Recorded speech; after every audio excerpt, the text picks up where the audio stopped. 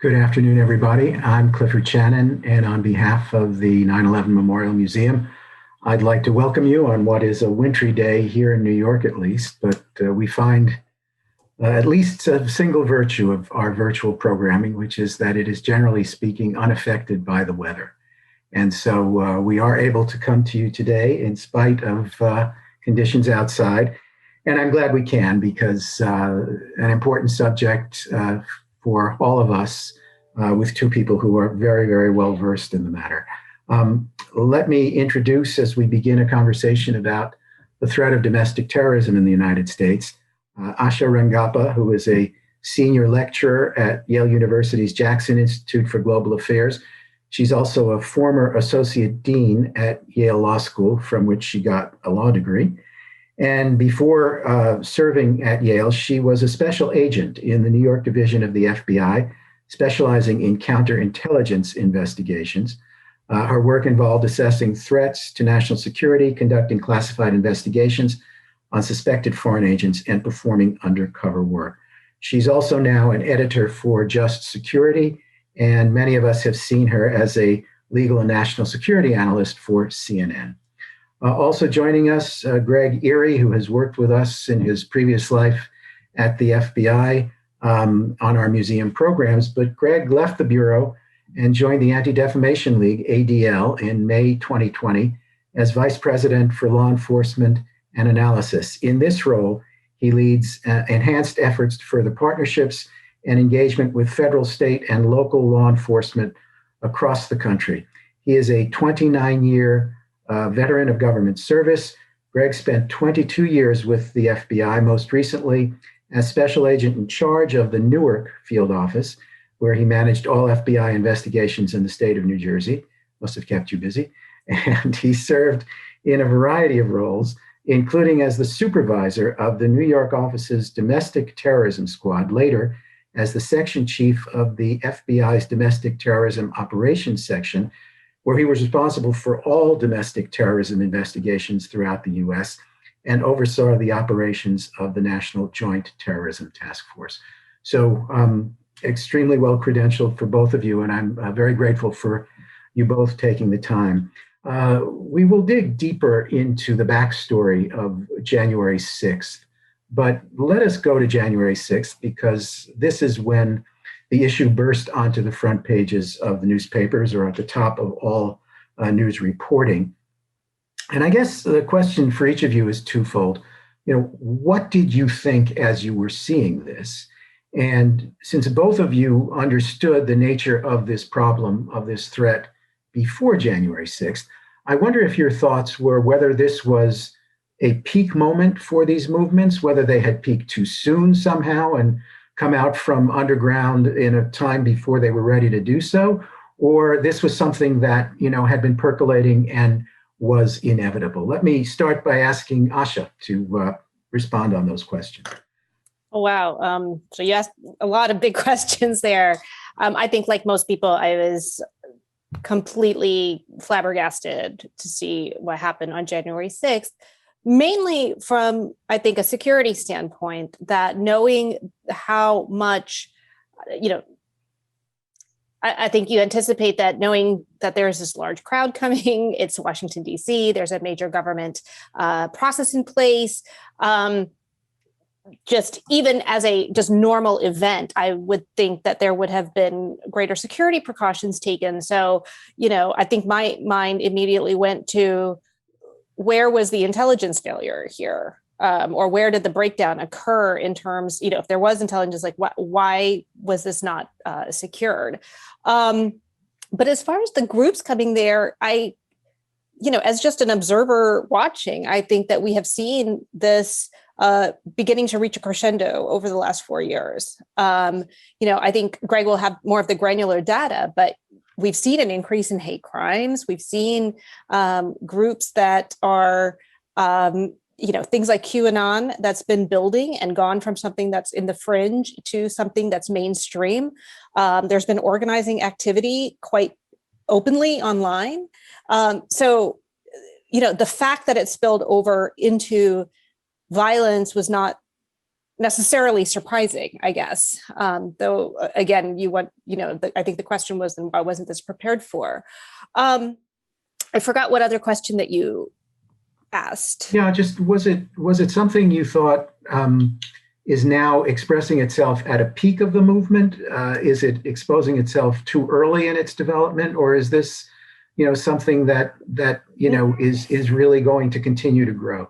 Yeah, I don't know the overall trajectory and where that event would fall. But I mean, look, we also saw Charlottesville, right? I mean, it's not like these people have been hiding in the shadows or something. I think, though, so I'll just zoom back. I think that this might have been the first time that the American consciousness really wrapped its mind around the idea of something like domestic terrorism. For 20 years, we've been thinking of terrorism as a foreign threat, that it is coming from a particular, set of countries, from, a particular ideology. It looks a particular way. It manifests in a particular way. It's all explosions and airplanes or something like that. And so this, I think, was in a paradigm shift, whether or not it was the peak of the movement. I think in a way that maybe Charlottesville even wasn't. I think Charlottesville is shocking, but I think this was a paradigm shift of, oh, we have a problem here that we're going to have to deal with, because it's not going away. It's not going away because of this administration change or something like that. This is a long-term threat. Right. Greg, take us back to your reactions to January 6th and the context that you put those events in based on your own long experience looking at these groups. Sure. And I agree on all these points with my colleague. At first, as an American, as a citizen here, I was horrified. It took everybody's breath away to watch this, and you're seeing a terrorist attack unfold in real time, an insurrection, this attack on our capital. Just the feelings are unbelievable. However, I have to go back, and we have to call things what they are. This was the most predictable domestic terrorist attack we've ever seen.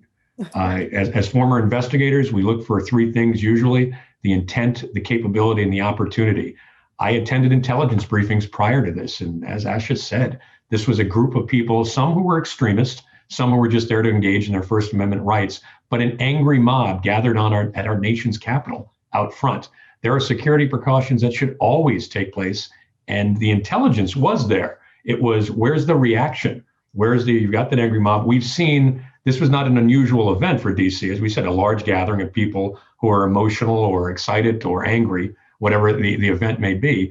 Where was the reaction that we expected to see when this started to turn bad? Your initial question, or as part of it, do I think this is the peak?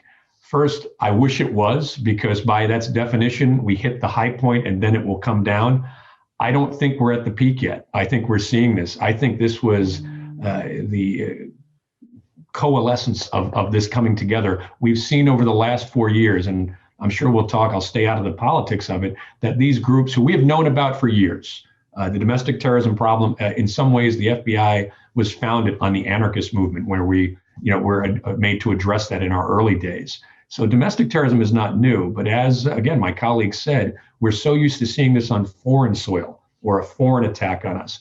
This was us. This was our citizens coming together and consciously making this choice that we're going to invade and commit this terrorist attack. I think, as we see, again, over the last 4 years, these groups have been emboldened, is the word I hear a lot now. They were there, but now, for whatever reason, they felt that they can come out and not have to stay in the shadows. They all knew, as citizens here, when they were conducting this attack, they were being filmed. For the most part, their faces weren't covered. They were going to be identified, and that didn't bother them in the least. They felt they were doing the right thing to support their ideology. So very scary to see this from ourselves. And very difficult for one of the first times in our history. We can't point elsewhere. This is us.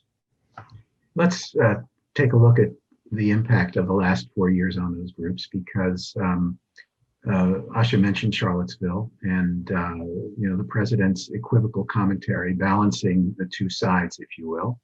I'll quote Mary McCord, a former Justice Department official now teaching at Georgetown, who said that some members, particularly among the dangerous elements of the far right, saw an ally in the White House. There were reports that within Department of Homeland Security, and elsewhere. There were efforts from on top to discourage really a focus on domestic terrorism.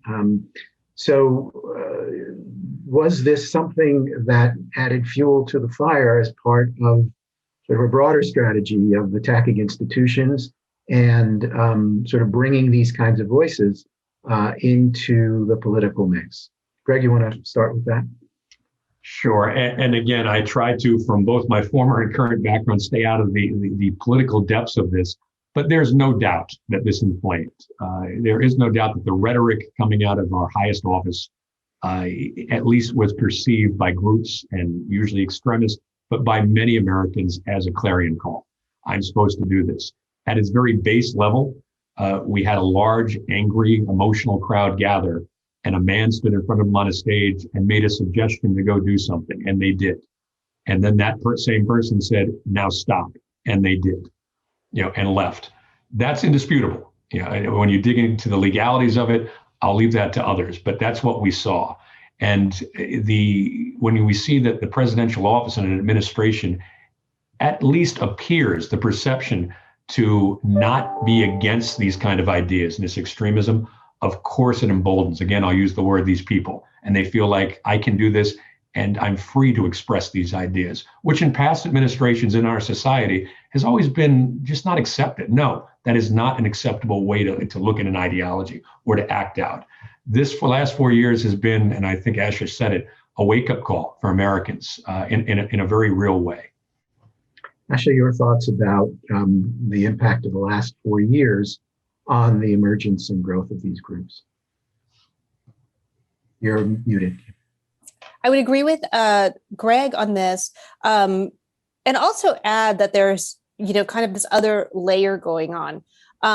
2 other layers, I would say. Number one is what social media allows these groups to do. So part of, the permission that's granted may be coming from kind of this sort of official, tacit acceptance, but also it's because they're able to connect with like-minded individuals. If you are holding abhorrent beliefs that you think are not acceptable in society, you might, harbor them secretly and sit, inside your house and not express them. But once you're able to connect with people and know that there are hundreds and thousands of people who think the same way you do, you feel emboldened. You feel like you're a part of a community and that there's, there's kind of more, validation for what you do, and then the ability to express it. The other thing that I would say is that with the last 4 years, some of this ideology was also overlaid with loyalty to a particular party or person, so they kind of get conflated in a way of, we show loyalty to this person by, in some ways, adhering to these beliefs, whether or not they're true. I mean, we saw that on January 6th, right? Like part of this was fighting for a candidate, in the service of some kind of, fairness about the process or whatever. But the hateful ideology has also, I don't even know how you would kind of tease it apart, but also kind of become interwoven with this idea about loyalty and political support for a political ideology or a political party or person as well. Yeah, a lot has gotten mixed. I think I'll look back at some recent testimony by Director Wray about the protesters, and he broke them into 3 groups of descending size order, I believe. First, peaceful protesters, which he said was the largest group. Criminal opportunists, essentially, people who were there and saw an opportunity that maybe they didn't plan on, but they took advantage of this opportunity, and presumably they'll pay a price for that.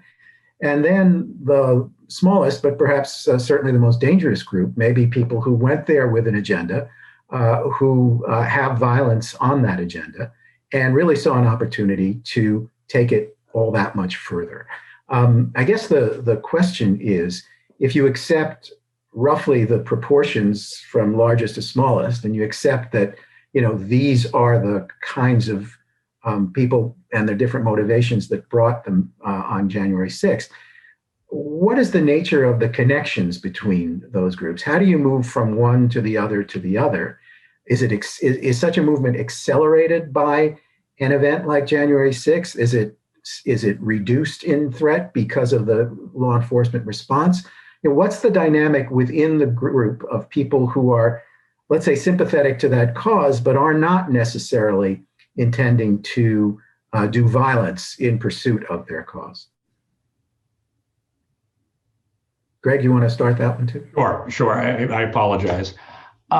The study of, again, protesters and large groups of people is a law enforcement nightmare to begin with, because as you pointed out, you can divide people up into all sorts of categories. And how do you find that threat actor amongst people who are just there to enjoy their time or to peacefully protest?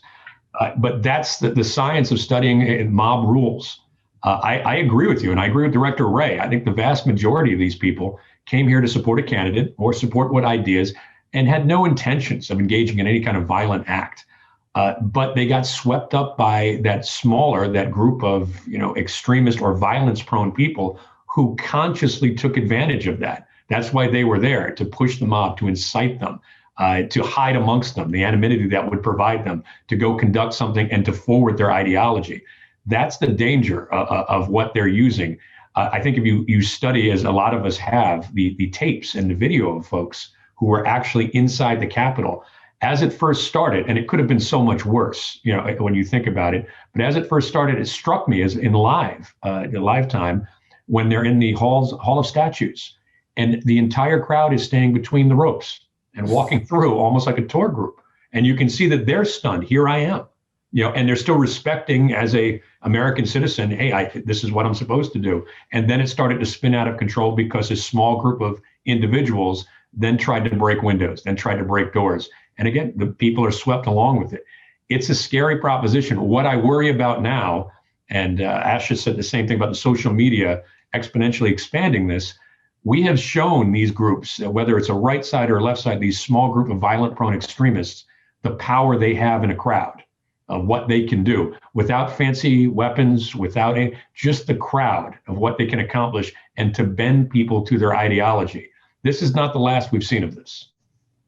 Asha, this is, Greg makes the point of people getting caught up in something that they don't necessarily intend when they are, for example, going to exercise their rights to free speech and to protest, but something else comes up and takes it away. Is this, do you think, something that can be isolated, or are the motivating beliefs something that make one susceptible? If you believe that the election has been stolen, presumably you should be doing something about it. And so there seems to be a line of that's not very clear, at least for some people, as they move through this process. Yeah. I think there's a lot of literature on the psychology of group behavior, mob behavior, how people can end up crossing the line into doing things. You have the famous study about, giving shocks and all the stuff, because, there is a sense of security and, again, permission granting that's given when you're in a group and when others are doing something. I think it takes an incredibly centered individual to remain grounded, and it's easier to follow the crowd than it is to make the conscious decision not to cross whatever the line is. And as Greg mentioned, it's also a series of potentially small lines, right? Like, I'm moving with this group into the Capitol, and what the hell? I'll rip off a piece of this, fabric or flag, and that can escalate into, hey, I'll take a whack at this police officer because everybody else is too. It's really hard to say, like, once you've started down the road, that's the line I'm not going to cross. So I think, but that's kind of its own phenomenon. And I think it gets back to, this is true in any kind of large situation. that it can devolve very quickly. And you'd think that in Washington, D.C., which is used to having protests and large groups like this, any one of which could, theoretically devolve because of, a few people, why it was not better prepared in this situation. I think especially given that they were, that the kind of speaker here had, and speakers, but the primary speaker has such a loud megaphone and such influence into the mind of the American consciousness, the president. So I think I don't know that the mob mentality piece was particularly unusual. I do think that it's the group of people who were actively planning, the people with the earpieces who clearly had plans. They knew the movements of the people inside. This is more of what we think of with terrorists, right? Like they had a plan. This was premeditated. They knew where they were going. They knew what they were doing. They had, an agenda. And that's where I think we need to focus. The legal system will sort these people out. If they didn't make it onto the Capitol grounds, they're not going to be prosecuted. If they trespass, then it'll be a misdemeanor trespass. If they vandalize, it will be the next thing. And then if they were the people that were planning this, it might be seditious conspiracy. So I think that gradation is accounted for in the criminal code and will be determined by the evidence that's uncovered. Our museum is built around the specific events of 9/11, but those attacks were the most dramatic and deadly manifestation of a problem that had been lurking and hadn't been given the same kind of focus until after 9/11. And in the years since, we, the museum, of course, have followed how that threat has evolved, and we've done a lot of programming around that. And now, the threat of terrorism is now morphing into something else in terms of its domestic roots. But I wonder if the last 20 plus years of counterterrorism efforts globally by the United States, what relevance do they have for dealing with a domestic terror threat? Where do you each see points of comparison, and where do you see the differences? Let me ask Asha to start on this one. Yeah, I would say the points of comparison are probably in the way that we've been able to study and understand the process of radicalization, right? The process of getting people to believe in a particular cause and then take action based on that cause. That process is similar. But in terms of the tools of dealing with it, there are more points of departure. We simply have more tools to deal with a foreign terrorist threat. Our laws are designed that way. Our legal standards are designed that way. Foreign powers don't have the same rights under our Constitution that U.S. persons do. So we're able to do more. We're able to surveil. We're able to intervene. I think when we talked last time, intervene left of boom at a much earlier point in order to thwart these kinds of things in a way that we can't with domestic terrorism because of the concern with civil liberties. And the FBI in particular has a very checkered past in this front that has led to a lot of the restrictions around its investigative capacity. So I guess I'll leave it there. I think that those are kind of I would say, I'll just throw this out there too. I think that the international terrorism model may not be the right one to think about domestic terrorism. I think that there probably are more tools if we borrow from the organized crime model in terms of how do we address this? And that's, follow the money, right? These things have to be funded. And the FBI was very effective in dealing with that. I mean, Al Capone was prosecuted for tax evasion. So I don't know that that's the answer, but it feels like a better fit to use that paradigm than to use the foreign terrorist paradigm. Greg? Cliff, you would like me to chime in? Yeah, please. It is such and Asha has it right on, and it's such a complex question.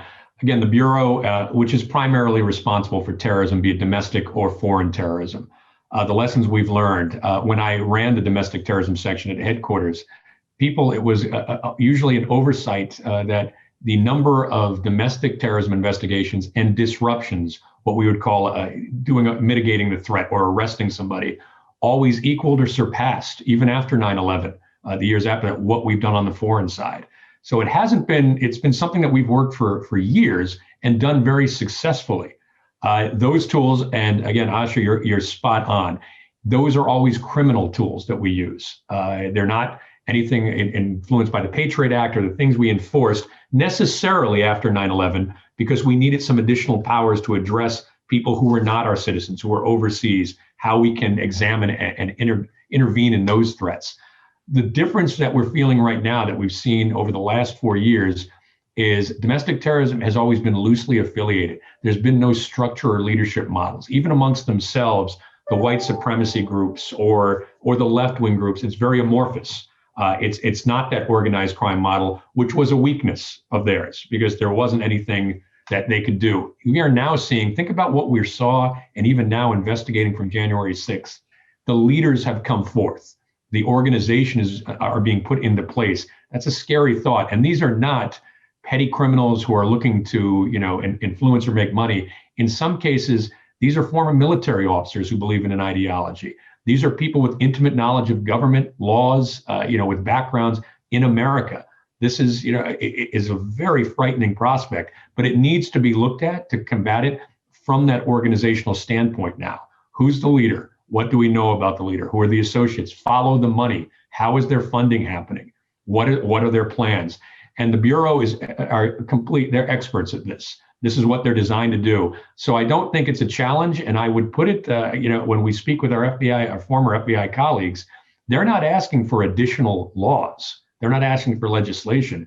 They're saying they need resources because a growing threat is going to take more people. And the challenge the FBI always has is it has limited amount of bodies that they can put. And there's nothing the FBI works that is not a critical issue.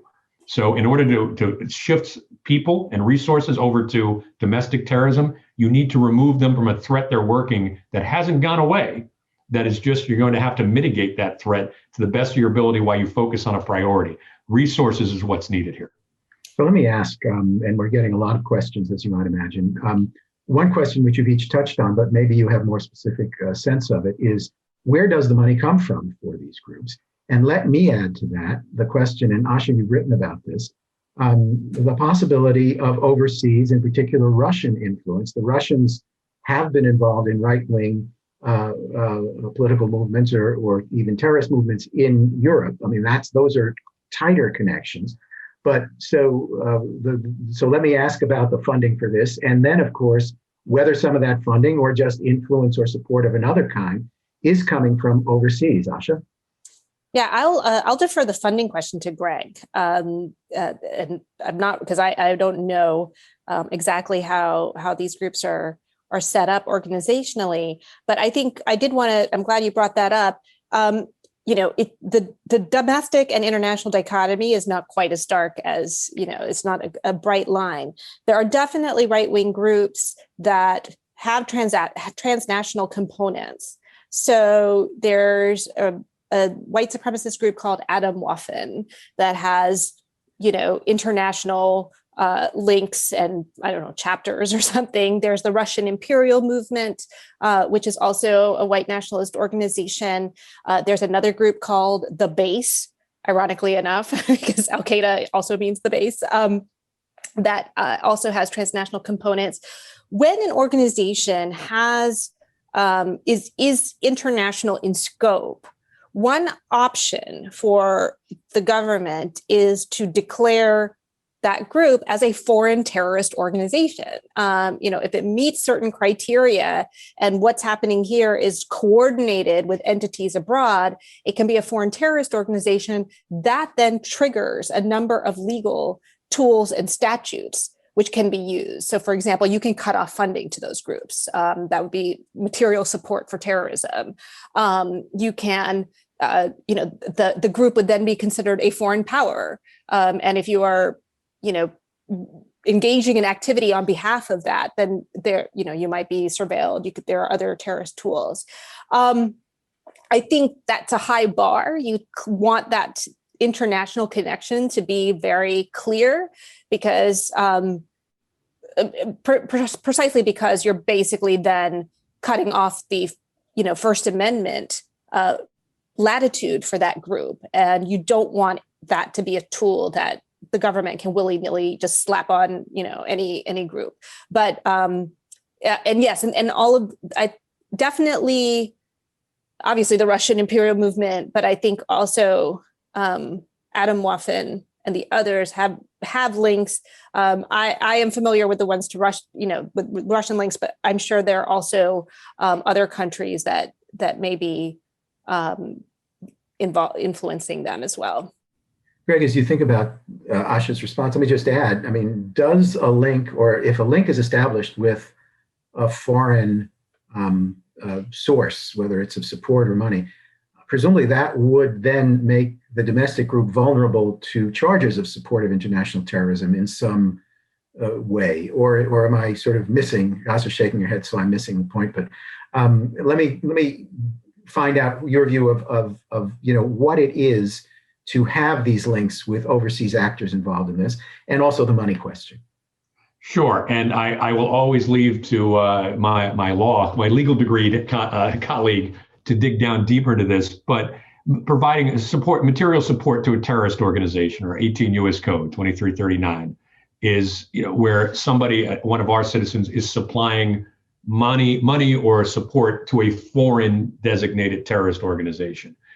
Since we don't have any, designated domestic terror organizations, it is not illegal to fund a movement like the National Socialist Movement here in the United States, to give them funding. There's nothing illegal about it. It's even if the group is considered to be violent ideology. That's a weakness in the system. So it's based on the foreign support, providing materials to foreigners. There could be something here where we can look at, and before I'll be very quick. We know they're getting this funding here domestically. We're talking domestic groups or these ideologies, just internal funding. There are people who donate their money. There are, any number of ways to say, hey, I support this, clubs, groups, and donate the money. What's really troublesome in some of these cases, though, and at the ADL, we're examining this very closely, where social media platforms like Amazon are allowing these organizations to sell vile clothing materials or books. In the case of January 6th, you saw the gentleman who was wearing the Camp Auschwitz sweatshirt, just a horrible thing. There were sites like Amazon who were carrying these for sale. And that's where the funding's coming from. They're printing them and making it.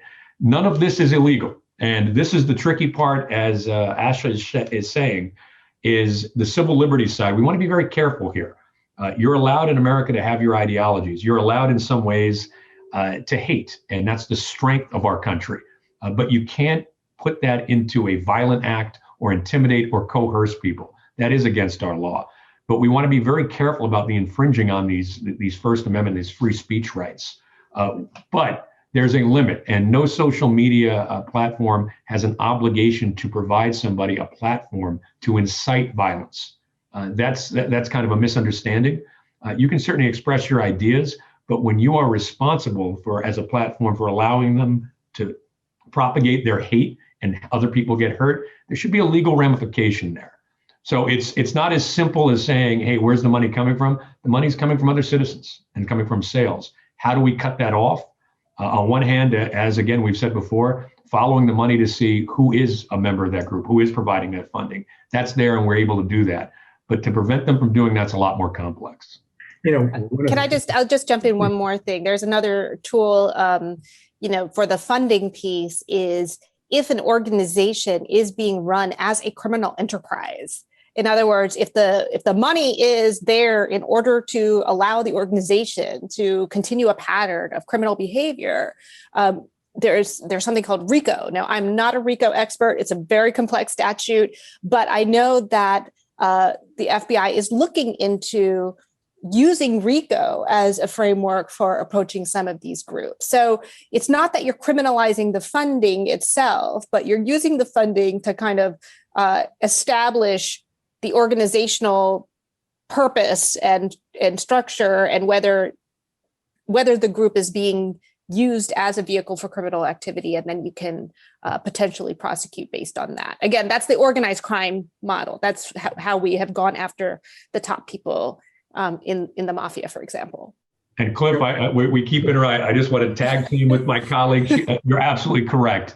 And remember how he described how the loosely organized groups before this, now that they are organized, and there's always been, when you work domestic terrorism for the FBI, you're always looking for that RICO angle, because it's a very powerful tool. And it just wasn't always there in the past because you have to show an organization and a leadership structure. Now that they've adopted it, this opens them up to those that very strong law and statute that we can enforce that. And I think you're going to see a lot more of that, where they are meeting that standard for a prosecution under the RICO laws, which traditionally were used on organized crime.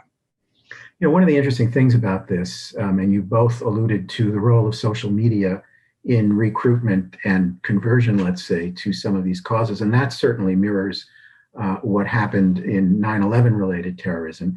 But it also raises the question, of course, that somehow the private sector has a role here that can be determinative in terms of what the outcome of all of this is. Now, I don't think there really has been established a very clear success in terms of converting people out of radical ideas. Online radicalization happens. There are individual cases of people who move away from it, but the large mechanism still seems to work for many people. But we turn to some degree to the private sector, which seems to have reacted, at least to this point, a bit more than it would have done before. Where is the role for the social media companies? What can they do? Because as you've both raised, the issue of First Amendment freedom of speech is fundamental to our American experience. And so where do those rights begin and end? Well, these are private companies. They're not a public platform. So there's an element of people being able to control their private media in some way. But how do we sort this private sector element out in the problem? Asha? Well, the social media companies, just to be blunt, they are not incentivized to really fix this problem. Let's just be honest, okay? This is like trying to get the tobacco companies to help people quit smoking. Why? Their revenue model is based around high engagement, high virality. This is because that then drives advertising revenue. What drives virality and engagement? Things that stoke outrage and get people angry. What gets people angry? Hateful ideologies, conspiracy theories. This is, this is all kind of a complicit model.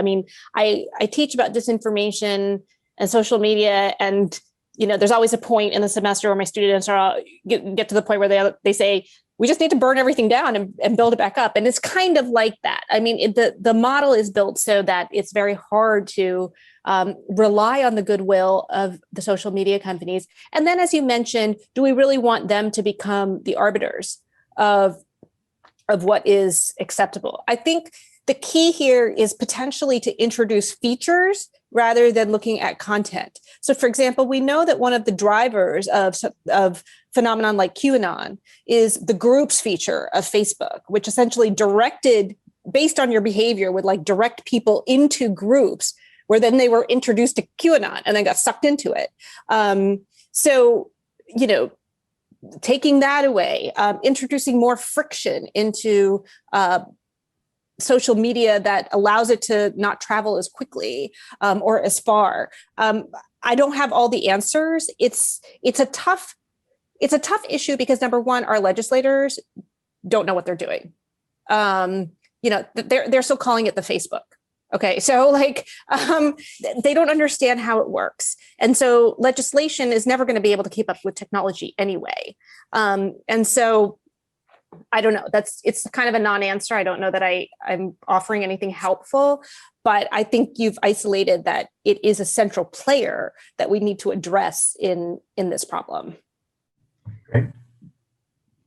We did not plan this prior to coming here, but I agree with Asha. It's a problem that we don't have the full solution to, but we know what the challenge is right now.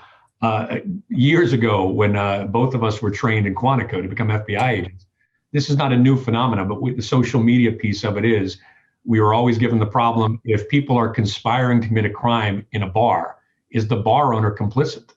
And the answer was always, if the bar owner does not know, not necessarily. If they do know, maybe. And if they're involved with the conspiracy, obviously they are in that. Here we have these social media companies like Facebook, all of the parlors that are out there, and they have to have a responsibility. They know this is going on their platform. They know these people are talking. It's not good enough to say, I gave the platform, but I can't monitor it. I don't know what's happening on it. Then you shouldn't have the platform.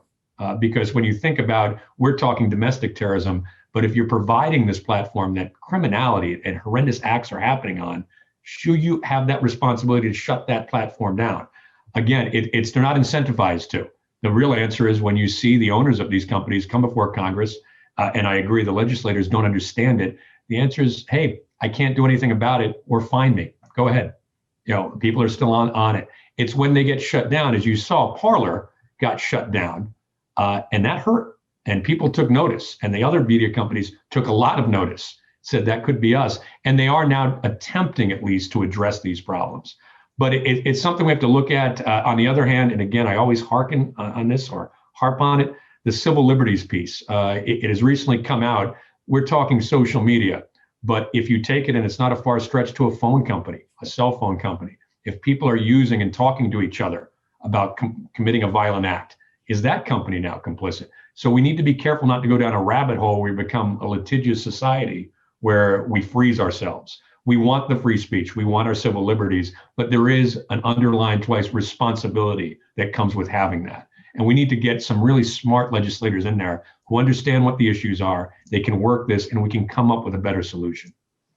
Let me ask, and I'm going to aggregate a number of questions we've been getting here, because let's see, Mickey, DG, Mark, LD, Travis, Lisa, they are all, in one way or another, going back to this comparison, so that the events of January 6th and then the demonstrations of the summer after the George Floyd murder, which were largely peaceful, there were some episodes of violence, and there were cities in the northwestern United States that seemed to throw up their hands in the face of some of this violence at times. At the same time, it's been noted by one of our, or two of our questioners, if one had imagined that a Black Lives Matter demonstration, or just more Black people had been in the crowd on January 6th, the police response in that view would not have been as hands-off as it was. After all, people were allowed to walk out of the Capitol building after those events. And so, I'd like you to comment on the nature of this comparison, which we hear all the time, which is floating around in the media. Do you think it is justified? Are we comparing apples and oranges? Are we comparing apples and apples?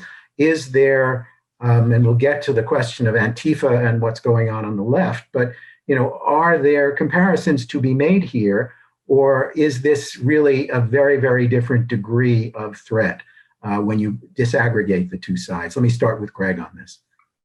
I think, January 6th is going to be examined for years to come, and investigations are happening right now. As we've said before, this was not an intelligence failure per se. This was a reaction failure. Those forces were in place, National Guard and the police forces that are always in place, just were not engaged. And whether that was an ordered response or whether that just naturally happened, I think we need to see that. But it is very difficult not to compare this to the series of protests and that we've seen across the country over the last couple of years, and the disparity in responses to those. I was speaking to an audience last night, and the stark contrast between, I believe it was May 20th at the steps of the Lincoln Memorial, where there was a protest happening on the lawn, and it was just a ring of National Guardsmen holding long guns. And this was a peaceful protest that did not get out. They were there before the protest took place and remained there. And then you look at the flimsy fencing that was put up outside the Capitol on January 6th and the maybe 100 Capitol policemen on duty. It's hard not to question this. I think it needs to be looked at very closely, but I know you were going to talk about the left and right and the comparisons and contrast between those. Extremism is extremism. Violence is violence. Whether it comes from, I always get concerned where people say there's a larger percentage on this side or there's a smaller percentage. Even a 1% people being killed for an ideology is 1% too many. We need to address the most priority ones, which are the larger percentage, but we can't ignore the other side either. So there has to be, a comparison, but also some kind of common response to these. I know that wasn't a long answer. We're going to go into that before, but I'd love to hear what my colleague has to say. Well, let me just ask first of all, Asha, that, again, referring to Director Wray's testimony, which earned him some criticism from the White House at the time, that, he described Antifa as kind of a movement or an ideology, but not an organization, and made that comparison very specifically to the white nationalists, the white supremacist groups. Is that the difference, or how would you parse the difference for us? Yeah, that's basically what I was going to say, is that it kind of gets back to the organization. What makes Al-Qaeda a terrorist organization? There's a leader. The leader is spouting ideas and kind of has a group and is directing them to do things in service of that ideology. And it is an ideology that seeks to get some kind of political outcome using terror and intimidation. Okay, so you have a definition of terrorism, and you need, protests that go out of hand and even get incredibly violent don't necessarily then become, they're not all terrorists. I think what we have here is, and we've seen with the Proud Boys, with the Oath Keepers, we're seeing actual organizations that had leadership and planning in terms of what they hope to execute, no pun intended, on January 6th, including threats to harm public officials, kind of very specific goals, and in particular, in the case of January 6th, goals to impede the functionings of the U.S. government. I think that it's hard, we call it Antifa, but I don't know. I mean, I saw Black Lives Matter's protest in my neighborhood in Hamden, Connecticut. I don't know that they were all Antifa. That's not,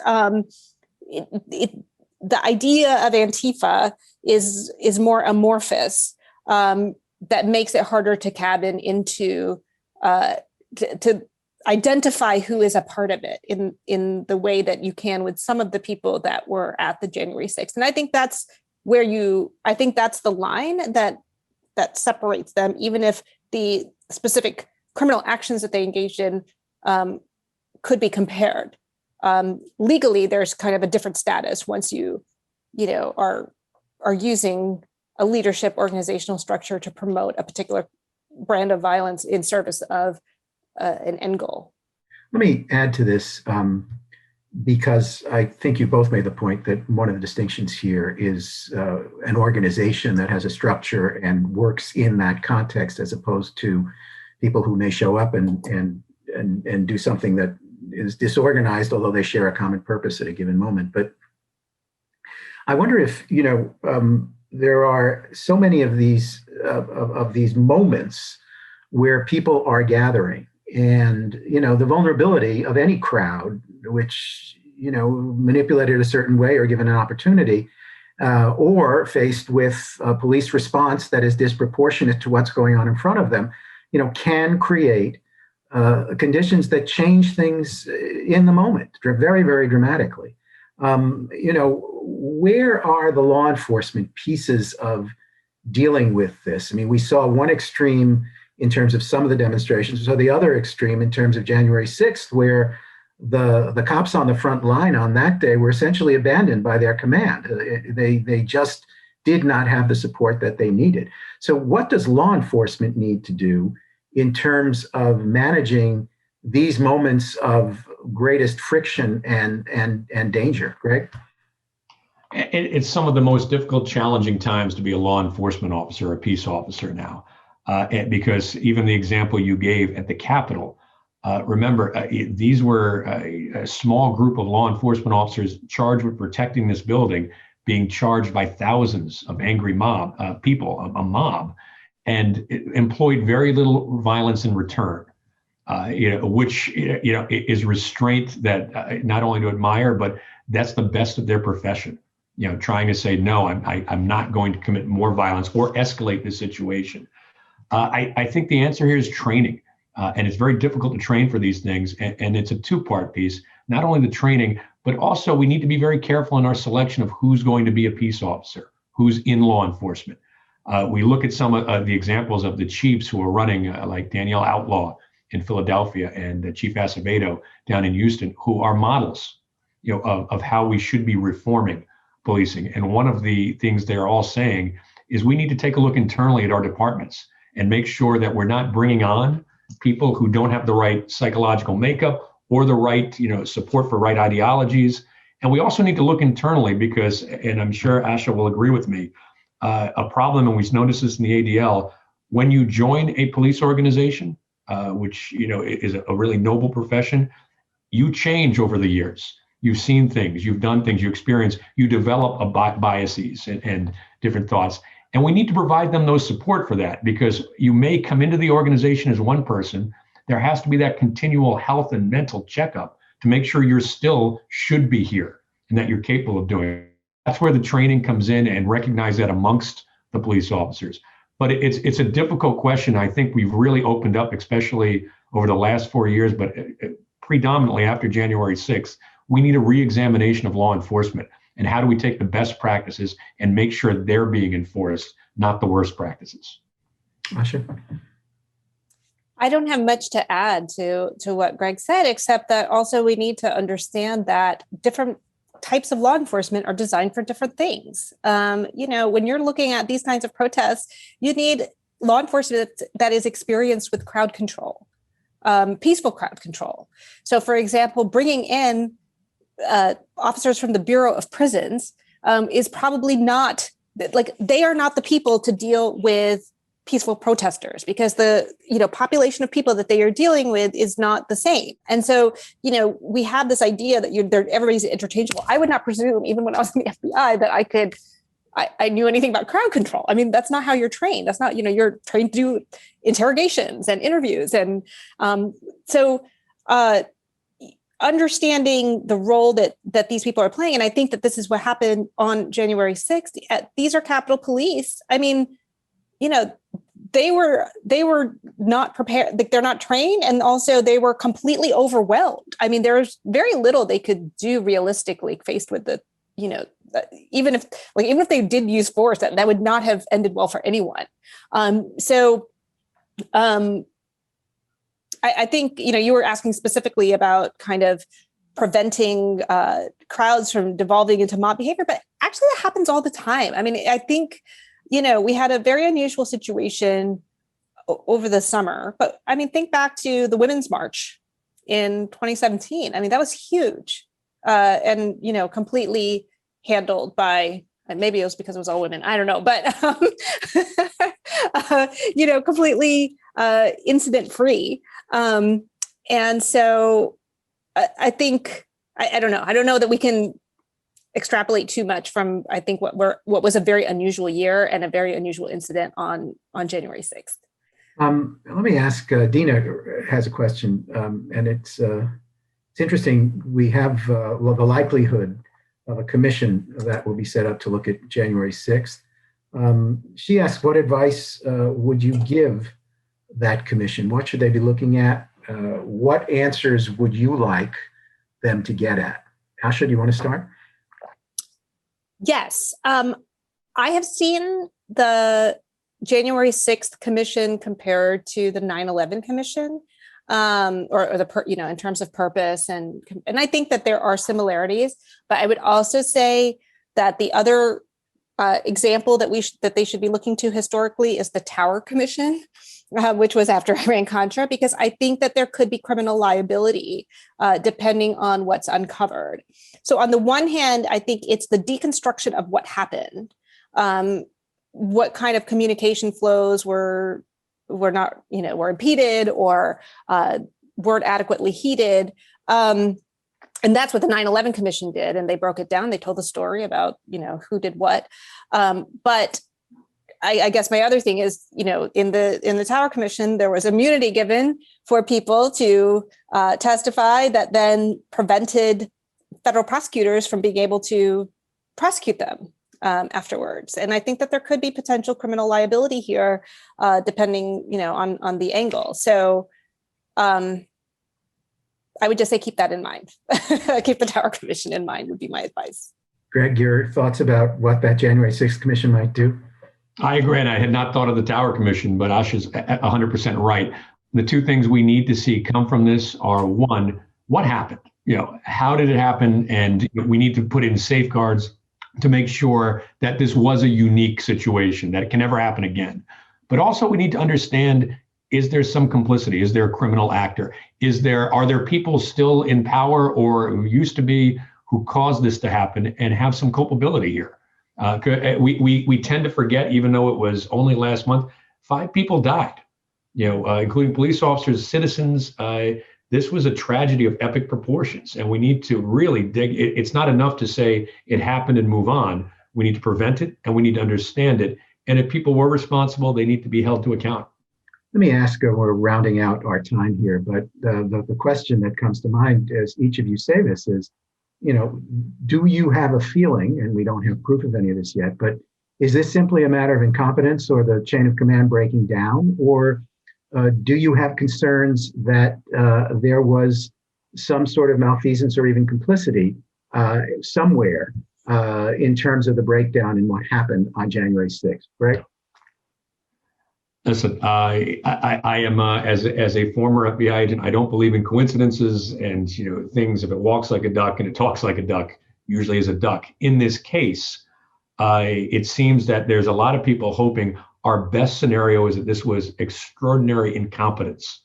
But knowing some of the agencies that were involved, including the Capitol Police, who are a professional police force, all the way through the National Guard, the state police, including our former agency, the FBI, and I just don't see that. There's something else here, or at least I'd like to be proven wrong and that this was just extraordinary incompetence, but it just doesn't feel like that. Asha? Yeah, I don't like speculating without information, but we have a pattern over the last several years, right, of wanting to promote a particular political narrative and using intelligence agencies as a vehicle for trying to do that. I believe it was in September of last year that there was a whistleblower complaint from the Department of Homeland Security from an analyst who said that he was asked by his superiors to, alter his analysis, basically to comport with or to downplay the idea of a white supremacist threat. So, for me, I think given that pattern, I think that, the question is, was that happening at a larger scale? Was that kind of intervention or interference happening at any place where these agencies or the people making decisions were discouraged from or being told to, on pain of whatever, penalty, to not pursue the things that they would ordinarily do, given the information that they had? And I think that is going to be what we need to find out. Yeah, it's just extraordinarily important. I want to thank you both. This has been, for us, sort of a first step into this conversation, and I don't think we could have had two better guides into it. Let me turn to the audience, as I have done at the end of our programs, and ask if you would consider supporting these programs in particular with a donation, joining as a member of the museum. I do this because people respond, so I'm encouraged to keep asking you because I keep getting responses to it. So that's good. And perhaps if everybody responds this way, I'll stop. But, it really is something that, as a museum, we are taking on these difficult questions. They are extremely emotional for many people. This is a place where we have taken on difficult questions over the years. This is the most recent one, and the one we hope we can shed some light on. And certainly with the help of our guests today, we have done so. I will thank very much Asha Rangappa and Greg Ehrie for joining us. And I will wish everybody, on behalf of the 9/11 Memorial Museum, it's Clifford Shannon, wishing you a good afternoon. Thanks, everybody. Thank you, Cliff.